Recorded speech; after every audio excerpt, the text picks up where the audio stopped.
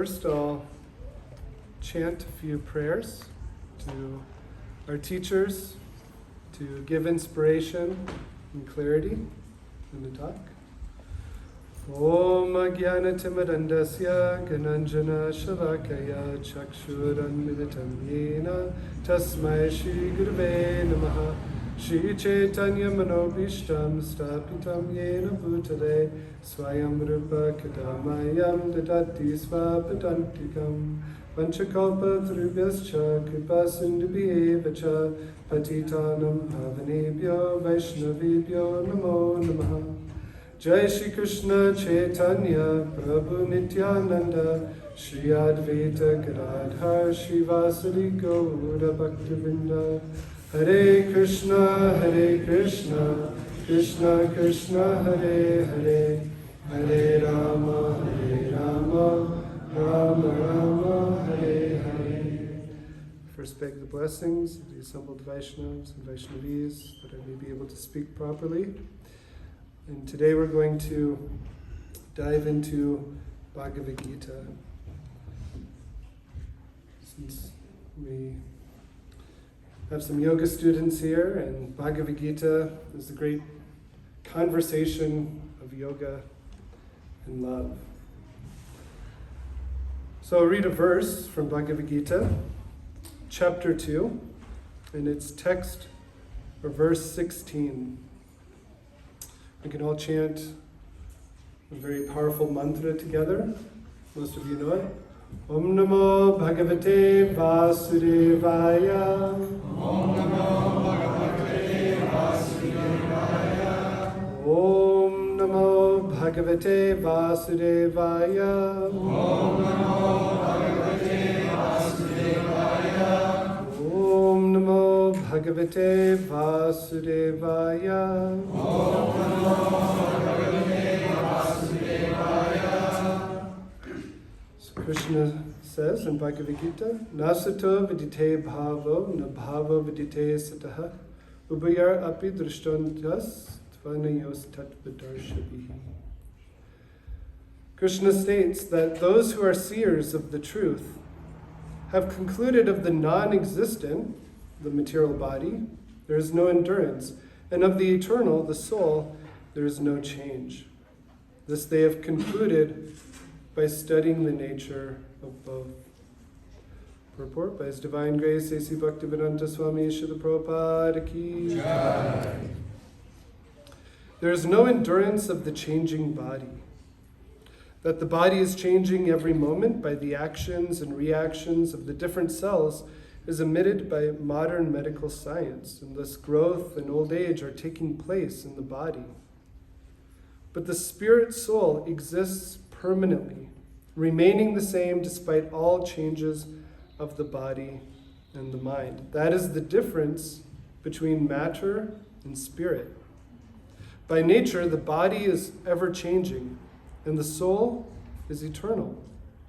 This conclusion is established by all classes of seers of the truth, both impersonalist and personalist.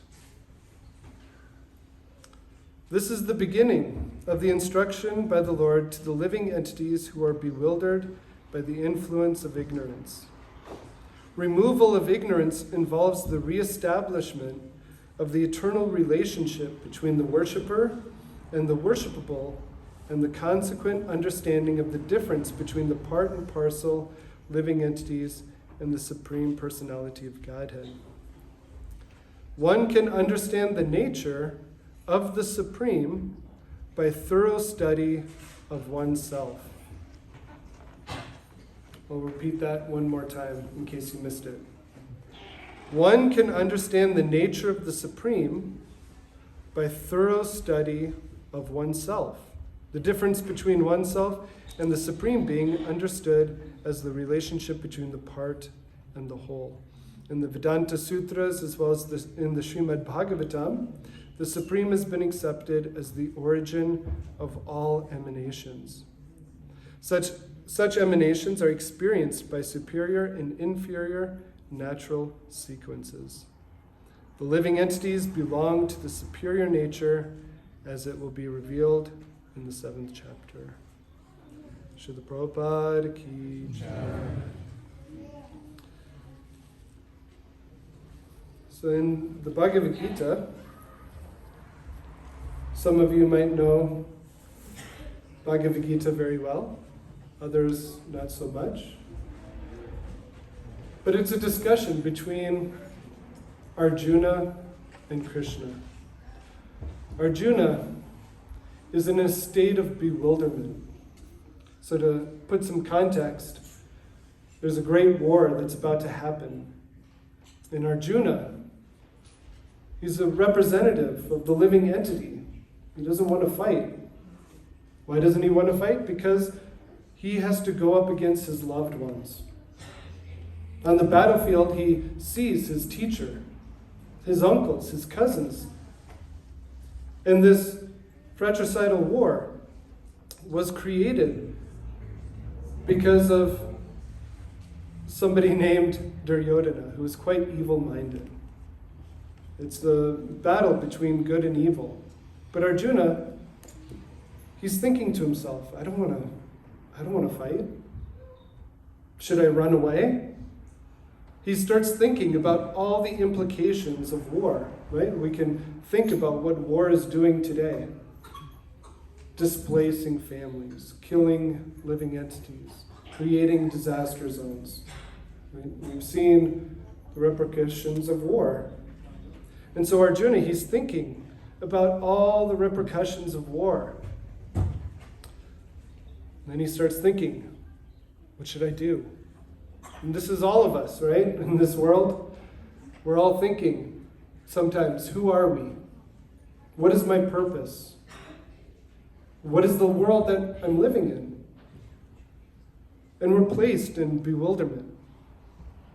So Krishna, he starts speaking to Arjuna, who's surrendered to him. They're friends. But he surrenders to Krishna, taking the position of a student. You're my teacher, please teach me. And Krishna and Arjuna, they have a beautiful discussion, and this is Bhagavad Gita. Something very interesting that we don't find in many other traditions and theological courses is Bhagavad Gita. When you look at Bhagavad Gita as a whole, chapters 2 through 6 mostly discuss about the living entities. And if you take the Bible, take the Quran, mostly speaks directly just about God. But here we have God, Krishna, in such a loving conversation that he says, I'm not going to speak about me, I want to speak about you. So he starts speaking about the living entities so that we all can know who we actually are.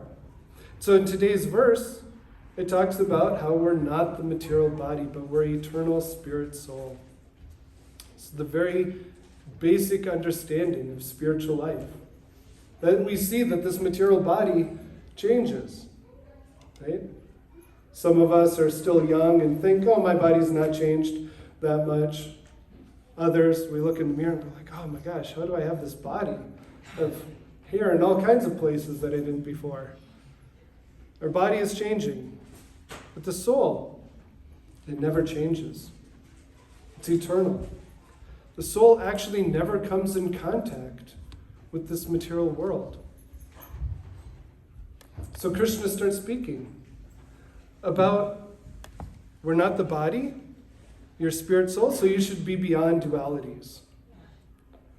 How many feel like you're beyond dualities in this world? Right? In Denver, we've had snow, and then it's amazingly beautiful out, and then it snows the next day, and then it's amazingly beautiful out. So Krishna says, Matra sparshas tukyanteya satoshna sukadukada. One should tolerate happiness and distress just like the winter and summer seasons. We can't control nature. We can't control the weather. Has anybody tried? Controlling, sit down, meditate. I'm going to manifest a beautiful day so I can enjoy. It's very difficult to do.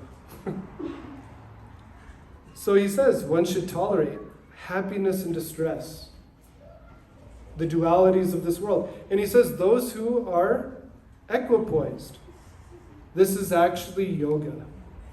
Yoga means to be equipoised, to be beyond the dualities. There's a beautiful verse in the Yoga Patanjali Sutras. The Patanjali is the greatest philosopher on the yoga system, Ashtanga Yoga. And he's written an entire collection of sutras that details yoga, and it corresponds with what Krishna says in chapter 6, chapter 5, that yogas chitta vritti nirodha. This is the definition of yoga, to calm the chitta. What is the chitta? We're going to get a little philosophical here, so be patient. It'll all make sense. Chitta. Sometimes we refer to it as the mind or consciousness. But in Bhagavad Gita and Srimad Bhagavatam, we get a very clear understanding of what the chitta is. So yoga is that which stills the chitta, stills the mind. Okay, so what is chitta? We broke this down the other day in Bhagavatam class. Charles, Ian, you were there. But we'll go over it again for the benefit of all, that chitta.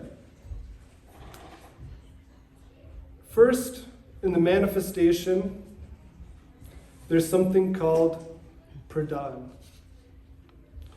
So in the very, very beginning, there's this primordial all-togetherness of everything that you can imagine.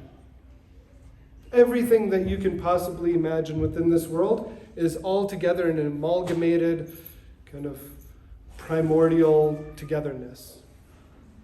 And Krishna, he states in Bhagavad Gita that he glances at this pradhan. His glance is time, the living entities, karma, activities.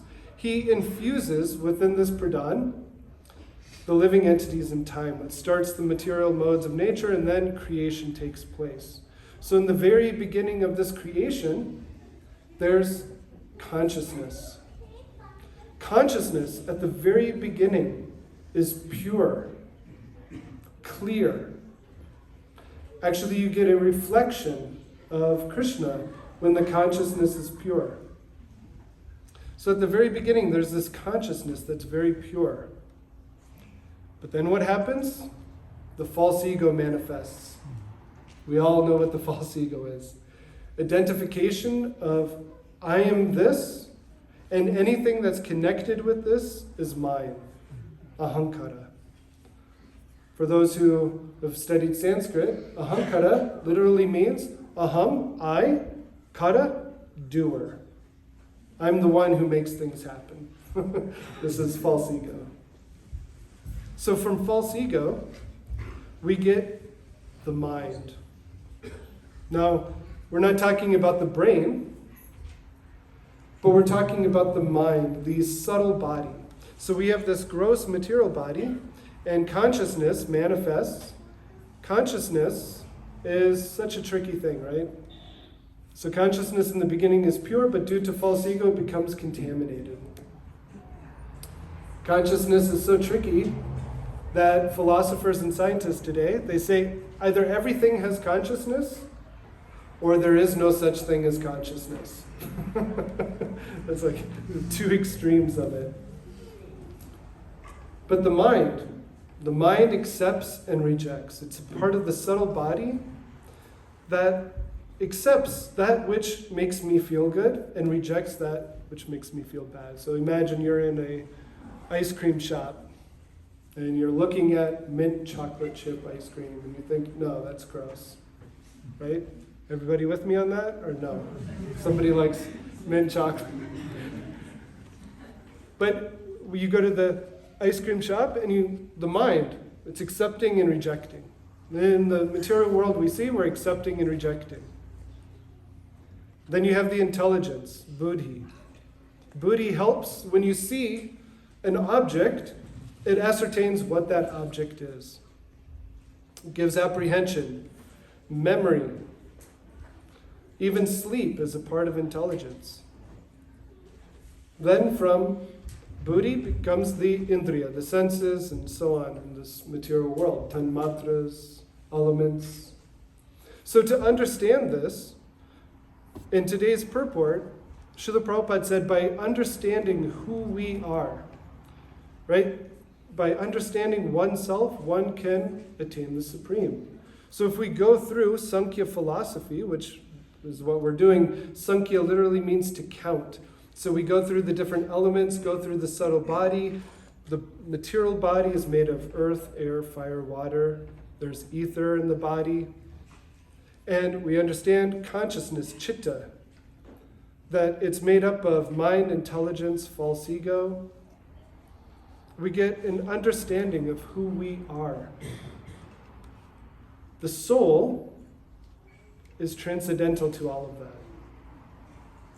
So the soul is not the subtle body, the mind, intelligence, false ego, and it's not this material body. It's something transcendental. Yoga allows us to attain, to actually have our Atma Darshanam, who we actually are, by purifying the chitta. So how do we purify the chitta? Right? In the Yoga Sutras and Sankhya philosophy, it's stated that this living entity resides within the heart area. The living entity is surrounded by the life airs. So in this area, there's an akash. So you can do a little meditation that in the heart area, there's akash or ether. And the 5 life airs are swirling around the living entity. And those 5 life airs, the intelligence, mind, false ego, and it's spreading throughout the body from the heart. So going back to how Krishna says, sukha dukkha, one should tolerate happiness and distress. Sukha, when we hear the word sukha, happiness, dukkha, distress, in Sanskrit, actually, ka means ether. So sukha means good ether. Dukkha means bad ether. So what happens in this heart area, in consciousness? When the mind is focused, then that ether expands. When the consciousness becomes polluted, then it contracts. This is why we feel happiness and distress in this world. Right? We can feel happiness when we're focusing on one thing. But this is sometimes material happiness, right? When you get a piece of chocolate, or let's go back to the ice cream store, and you're just focused on getting that ice cream, and you're eating that ice cream, and you can't think about anything else. You're not worried about the bills, you're not worried about your partner, you're not worried about this or that. You're just focusing on that ice cream. What happens? That ether in the area expands and you feel happiness. Now the ice cream is gone. Stomach's really full. Now you feel a little bit depressed. Why did I eat all that ice cream? Consciousness contracts. Very mundane example. But yoga's chitta vritti nirodha. The yoga system is all meant to control the mind, to control the consciousness and clear out all the samskars, the impressions of the mind that stay within this area. So what happens is everything that we see, everything that we smell, everything that we take in with our senses, and it's filtered through the intelligence, accepted or rejected through the mind, it leaves an impression in the heart. And then we come to spiritual realization where, okay, now we're supposed to control the mind. We're supposed to clear the consciousness. But what does Arjuna say? He hears all these instructions. Arjuna says to Krishna, I think it's more difficult to control the mind than it is to control the weather, to control the wind. Right? We've seen hurricanes, tornadoes, all going on in the United States. Arjuna's saying that it's easier to control a hurricane or a tornado than it is to control the mind. Anybody have this experience? Right? Sometimes we sit down and we're ready to meditate. We've made a nice place.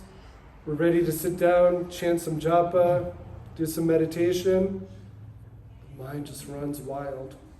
Thinking about, okay, I have to do this today. Okay, don't think about that. Oh, my leg is itchy.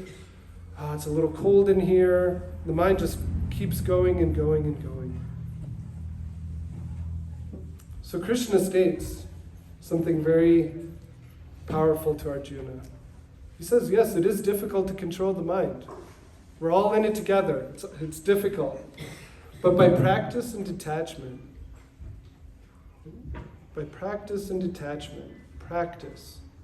we have to practice spiritual life. This is called sadhana. What is our goal in yoga?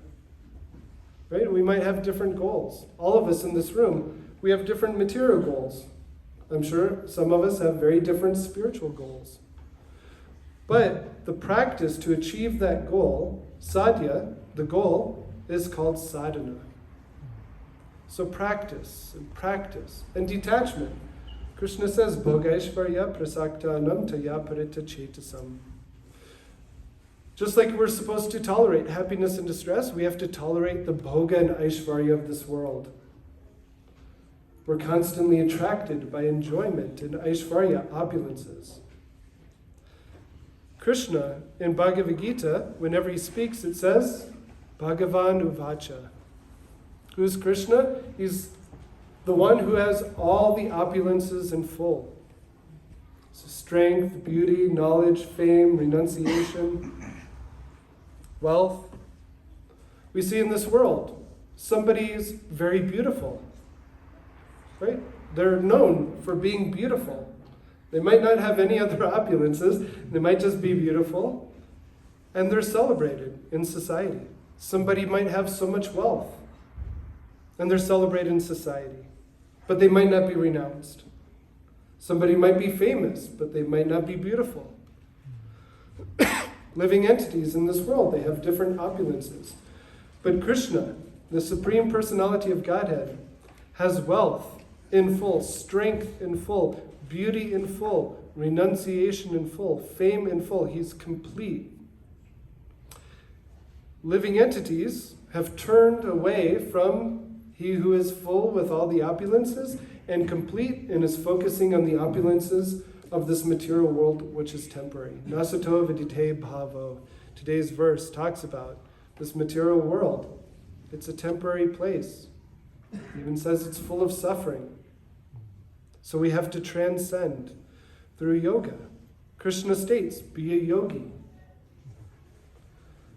So we have to cleanse the chitta, the consciousness, restore to its pure state.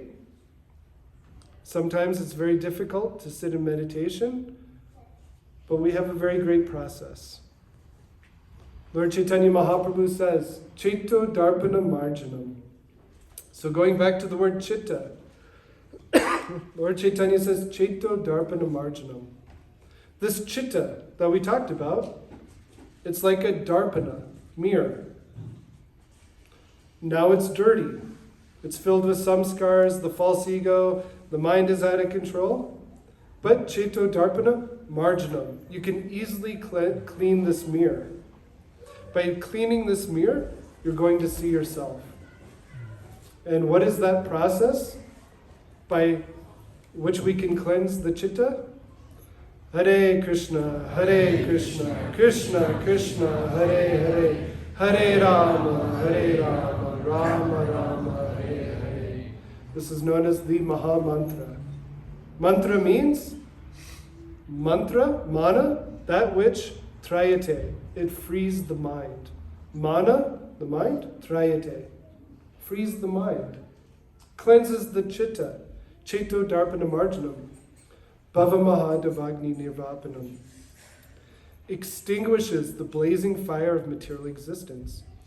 So for us, in Bhakti Yoga, Krishna in Bhagavad Gita, he speaks about karma yoga, performing your duty.